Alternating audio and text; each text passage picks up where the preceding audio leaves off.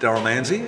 Daryl, tell me, what do you think about statehood? Well, I just think it's vitally important that we become a state. I think it's the fact that we don't have the same rights as other Australians should be the main reason that everyone agrees that we go down this direction. We're disenfranchised in certain areas.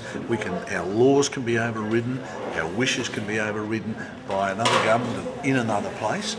And that's just not good enough in this day and age. So I think it's just vitally important we proceed down the road we're going. Now, you have a lot of experience, of course, in constitutional matters. Tell us a little bit about your past. Well, I mean, I've been involved in politics over the years. I think 22 years as my active involvement, 18 years continuously as a cabinet minister here in the Territory, Attorney General for 10 years, and I held a whole range of portfolios. But I was involved in the parliaments that had laws overturned. I mean, the Commonwealth overturned the euthanasia legislation.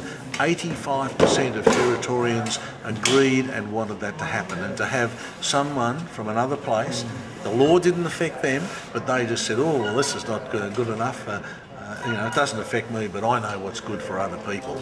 Bang, did it. And that was a real eye-opener, because until that time, even though the Commonwealth had the power to override, they'd never used it. The same as the British government, who had the power to override their colonies way back, they never overrode the colonies legislation. So it was a slap in the face, and it was a real wake-up call. The intervention has now brought to light the fact that the Commonwealth can do this and continue to do this, and as some of those pollies in Canberra become braver, they'll continue to impose what they think is right on us, even though they wouldn't dare impose it on themselves. And they're some of the things that, as a state, it wouldn't happen. We'd have the same rights as other Australians. Daryl, what do you think should be in a new constitution? Well, I think we've got to talk about it as a community. I think we've got to be open to a whole range of things. We've got to look at the principles of establishing the principle of land rights, the principle of native title. I think they're things that we've had them in operation, land rights, 35 years, and the world's still here. And I think we need to make sure that Indigenous people understand that this is not about trying to dispossess them. And I think we should ensure that we discuss it as a community. We need to be able to be informed so that we can have a discussion which is based on fact. And unfortunately, a lot of the debate just continues. It's like a circle going round. It's based on myths, and people are so busy trying to dispel the myths that sometimes we forget about some of the basic principles we need to educate people about and engage them in meaningful debate. On that note, what do you think of the information roadshows?